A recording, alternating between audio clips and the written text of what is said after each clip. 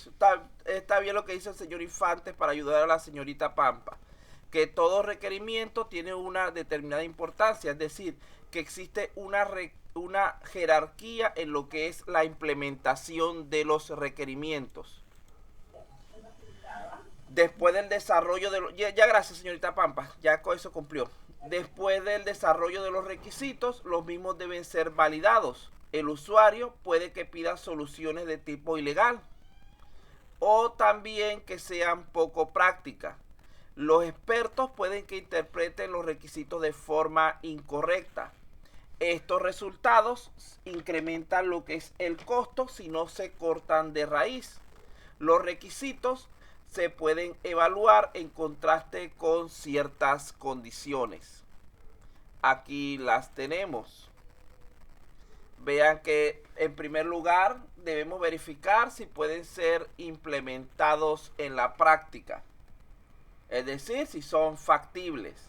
En segundo lugar, si son válidos a nivel de funcionalidad y dominio del software, es decir, si le dan una nueva o una mejora en la operación del sistema y si pertenecen realmente a esa área del negocio. Por ejemplo, recuerden que al principio, por ejemplo, yo les dije, no, el manejo académico de la tienda, ese requerimiento es válido para una tienda.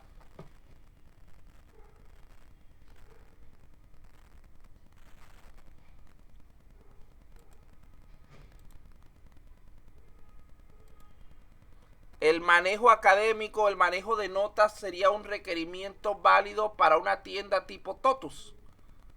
No, No, entonces eso es algo no. que hay que validar, que los Ujú. requerimientos que se nos pidan sean válidos para el área del negocio que estamos estudiando.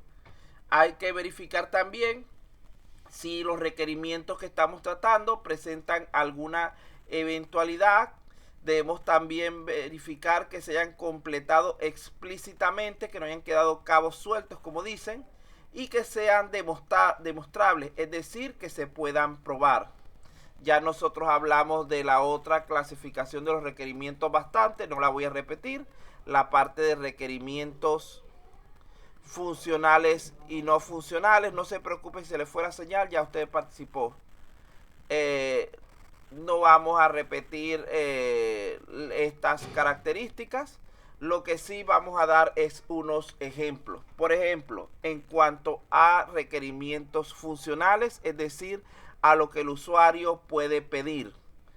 Podría ser buscar una opción dada ciertas características especificadas por el mismo usuario.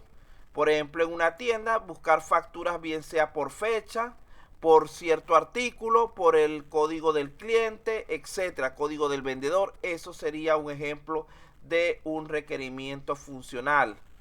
Que el usuario sea capaz de enviar por correo electrónico cualquier informe que haya generado. Eso puede ser otro requerimiento funcional. Que los usuarios se puedan dividir en grupos y los grupos tengan derechos o autorizaciones diferentes. Tiene que ver con la parte de gestión de usuario. Es un requerimiento funcional porque lo están pidiendo explícitamente. Que el sistema cumpla ciertas reglas empresariales y funciones administrativas particulares del negocio. Si nos explican cuáles son esas reglas, vendría a ser también un requerimiento funcional. Que el software mantenga intacta lo que es la compatibilidad en descenso. Quiere decir lo que hablamos al principio, que si este usuario está autorizado para hacer algo, el usuario que está por encima de él también debe poder hacer dicha función. En cuanto a la parte de los requerimientos no funcionales, podemos relacionarlos con una serie de aspectos. Vamos a hablar un poco de ellos porque son los que generalmente les damos menos detalle. Allí están los aspectos que pueden estar relacionados con los requerimientos no funcionales.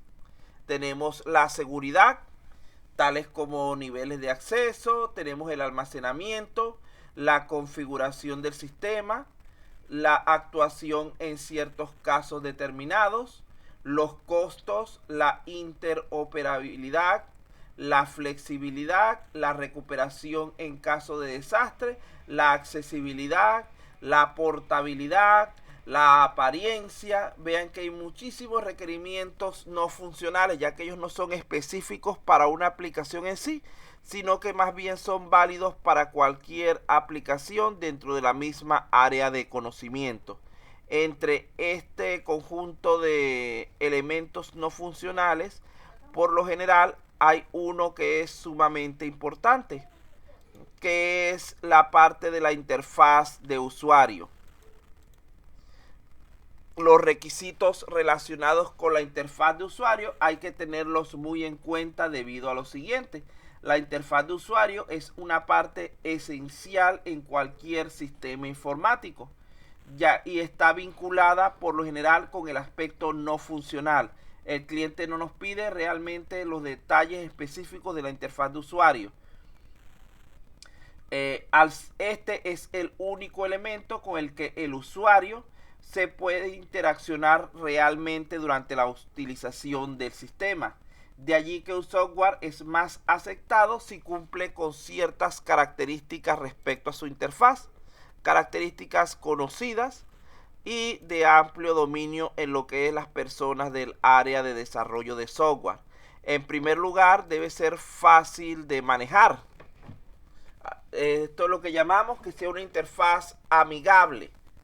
En segundo lugar, que sea rápido de responder, es decir, que tenga buen rendimiento. Hay veces que usted le haga una pregunta al sistema y el sistema tarde un rato en cambiar de pantalla. Eso va a molestar bastante a lo que es su usuario. El usuario, cuando piensa en sistemas de cómputo, piensa en alta velocidad de procesamiento. En tercer lugar, efectivo tratando errores operacionales. ¿Qué significa esto? Que el sistema debe ser capaz de manejar cualquier tipo de error de manera transparente sin afectar en lo posible a lo que es el usuario. Es decir, debe tener la mayor cantidad o la mejor disposición en cuanto a lo que son los manejadores de errores. Debe aportar interfaz de usuario que sean simples y consistentes. No hay que complicarnos más de la cuenta y hay que mantener una apariencia, así como con las diapositivas, que ustedes ven que en las diapositivas tratamos de mantener un aspecto más o menos similar entre todas las diapositivas de una conferencia. Asimismo, deben mantener un aspecto bastante consistente entre las diversas pantallas del sistema. ¿Para qué? Para que el usuario se acostumbre a ellas, sí, estandarizado. El usuario se acostumbre a ellas y esto acelere su aprendizaje respecto al manejo del sistema. Vean que si ustedes, por ejemplo, supongamos algo, el botón de aceptar en la primera pantalla está aquí. Cuando pasan a la segunda pantalla lo ponen aquí. En la tercera pantalla quieren ponerlo aquí. Luego en la siguiente lo quieren poner aquí en el medio. Luego en la otra lo ponen por aquí. En la siguiente lo vuelven a poner aquí. El usuario, cuando ustedes colocan siempre los elementos en el mismo sitio, él se aprende dónde están y automáticamente él se dirige a esa posición y ejecuta dicha función. Pero si ustedes le van cambiando el mismo elemento de posición en diversas pantallas, lo más probable es que el usuario, confiándose en que el aceptar es este, es como en las preguntas del examen de verdadero y falso. Yo acostumbro colocarles, intercambiarles, que por ejemplo a veces el verdadero es el primero y el falso es el segundo, pero en otras ocasiones lo pongo al revés, para ver quién está pendiente de lo que está contestando y no lo está haciendo de manera mecánica, no, a todo lo voy a poner verdadero. Resulta que todas las respuestas son verdaderas, pero tiene que estar pendiente en qué parte está el verdadero realmente. Entonces esas son en cuanto a algunas cosas referidas a la interfaz de usuario. La aceptación del usuario mayormente depende de qué tan fácil él pueda utilizar el software. La interfaz de usuario es el único camino para percibir el sistema por parte de nuestros clientes. Un sistema de software con una buena interfaz de tipo atractivo, claro, consistente y receptivo, va a ser mucho mejor aceptado y mucho más apreciado por nuestros usuarios. En caso contrario, las funcionalidades del sistema no serán usadas de manera conveniente por nuestro cliente. Fíjense que digamos que la apariencia que tenga nuestro sistema es sumamente importante, porque el usuario muchas veces eso es lo único que toma en cuenta. Vean que por ejemplo hay dos aplicaciones, supongamos, y la primera sea muy fácil de usar. La primera nos lleve directamente a los elementos que necesitemos, etcétera. La primera vamos a suponer que sea la interfaz tenga todo distribuido correctamente, etcétera, sus botoncitos, todo bien apariencia, inclusive tenga una bonita presentación, un borde de colores, el logo de la empresa bien distribuido, tenga todos sus contenidos dispuestos de manera lo más adecuada posible, su encabezado para que la persona esté clara en lo que está haciendo, etcétera. Mientras que haya una segunda interfaz donde las cosas estén mal distribuidas,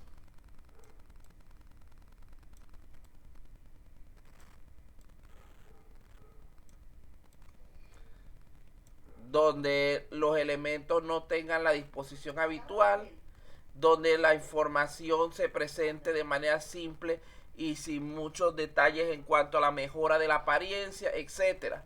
Generalmente el usuario va a terminar haciendo esto.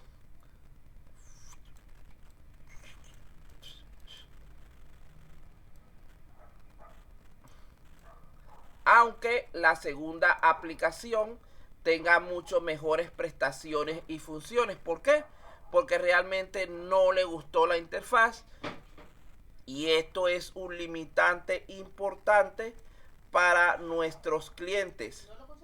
Si no le agrada la interfaz, muy probablemente no va a hacer buen uso del sistema. Bueno, hasta aquí lo que es el contenido del día.